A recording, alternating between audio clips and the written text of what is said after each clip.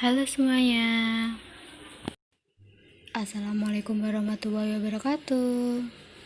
Di sini saya Jian Verika Aista NIM 18070161150 akan memaparkan studi kasus mengenai Attention Deficit Disorder atau dikenal dengan ADD. Langsung saja kita simak ya. Identitas subjek dalam studi kasus ini yaitu nama Lingling, disamarkan, jenis kelamin wanita, usia 10 tahun, anak ke-1 dari 1 bersaudara, pendidikan sedang duduk di kelas 3 sekolah dasar. Sebelum kita memasuki dalam pembahasan kasus, mari kita pahami dulu. Apa sih Attention Deficit Disorder itu?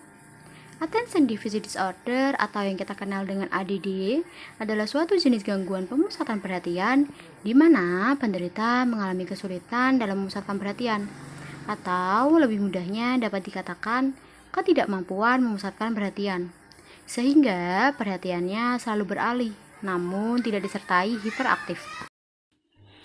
Dari data yang saya dapat, riwayat gangguan sekarang subjek yaitu yang pertama, ketika mendapatkan tugas dari sekolah, subjek seringkali melalaikan tugas-tugasnya. Kemudian yang kedua, ketika waktu belajar atau disuruh belajar, subjek seringkali tidak bersemangat.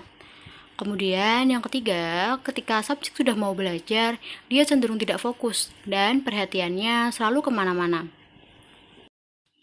Kemudian ada latar belakang subjek. Yang pertama dari keluarga. Subjek berasal dari keluarga yang memiliki kecenderungan kurang memperhatikan subjek.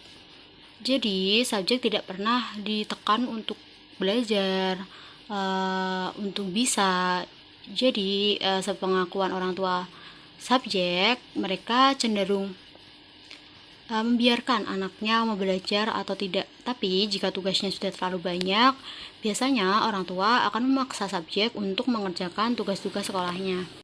Kemudian yang kedua ada sosial. Lingkup sosial subjek cenderung kurang memperhatikan pendidikan. Hal ini dilihat dari banyaknya anak seusia subjek yang tinggal kelas. Hal ini juga dialami oleh subjek dan subjek tidak mendapatkan sanksi sosial apapun dari lingkungannya. Karena hal ini sudah dianggap biasa atau lumrah. Dari data yang dapat dikatakan perkembangan sosial subjek cenderung kurang baik. Hal ini dikarenakan dalam menangkap informasi, subjek cenderung lebih lama. Dalam perkembangan emosi, subjek cenderung kurang dapat mengontrol emosinya dan cenderung lebih menyukai kegiatan-kegiatan yang lebih menyenangkan untuk dirinya. Attention Deficit Disorder merupakan suatu jenis gangguan yang masuk dalam kategori kesulitan belajar. Oleh karena itu, membutuhkan suatu penanganan untuk mengatasinya. Yuk kita simak apa saja penanganannya. Dalam sudut pandang psikologi, penderita ADD dapat diatasi dengan Cognitive Behavior Therapy atau yang kita kenal dengan CBT. CBT bertujuan untuk membantu penderita mengatasi kesulitan-kesulitannya dengan mengidentifikasi dan mengubah disfungsi berpikir, perilaku, dan respon emosi. Kemudian, dalam dunia pendidikan, baiknya guru mengarahkan agar penderita ADD dapat lebih aktif dalam suatu kelompok belajar. Dalam surah Al-Baqarah ayat 186 Allah berfirman, yang artinya, dan apabila hamba-hambaku bertanya kepadamu tentang aku, maka jawablah bahwa aku dekat.